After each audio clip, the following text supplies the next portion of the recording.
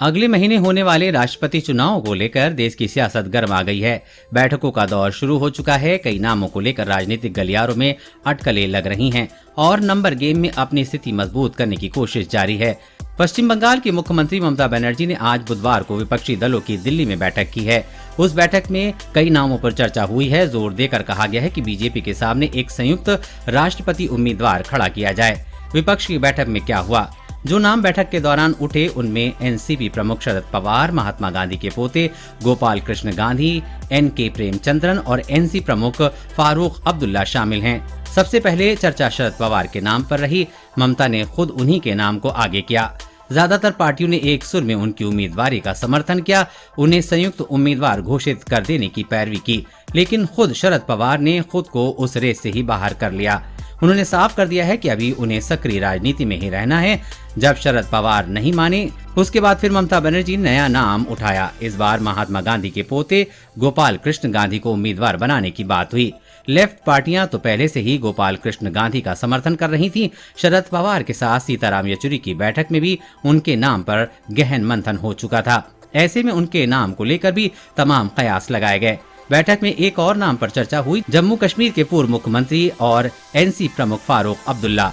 अब क्योंकि बैठक में फारूक की जगह उनके बेटे उमर शामिल हुए थे, ऐसे में उन्होंने साफ कर दिया कि उनकी अनुपस्थिति में उनके नाम पर कोई चर्चा न की जाए। इस तरह उनके नाम को लेकर भी सहमति अभी नहीं बन पाई है। साझा उम्मीदवार लेकिन कौन? बैठक के बाद प्रेस कॉन्फ्रेंस के दौरान सिर्फ ये कहा गया कि विपक्ष एक संयुक्त उम्मीदवार मैदान में उतारेगा। ऐसे शख्स को जिम्मेदारी दी जाएगी जो लोकतंत्र को मजबूत कर सके, लेकिन किसको ये जिम्मेदारी दी जाएगी ये सस्पेंस ही रह गया है। वैसे अभी तक नाम का ऐलान नहीं हुआ है, लेकिन ममता बनर्जी इस राष्ट्रपति चुनाव को काफी गंभीरता से ले रही हैं। उनकी नजरों में तो ये राष्ट्रपति चुनाव ही 2024 की लड़ाई की प्रस्तावना है। ऐसे में विपक्षी एकजुटता का इस मौके पर दिखना जरूरी हो जाता है। अभी के लिए विपक्ष एक हफ्ते में फिर मुलाकात करने वाला है। किसी आम सहमति पर आने का प्रयास रहेगा।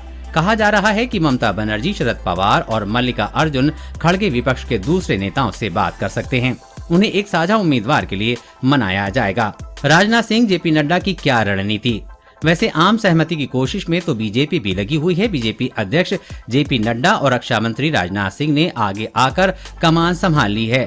दोनों लगातार अलग अलग नेताओं से बात कर रहे हैं। वो भी इसी प्रयास में लगे हैं कि उनके उम्मीदवार को सभी पार्टियों का समर्थन मिल जाए। उन्होंने अखिलेश यादव, ममता बनर्जी से बात कर ली है, लेकिन कहीं से भी समर्थन का भरोसा नहीं मिला है।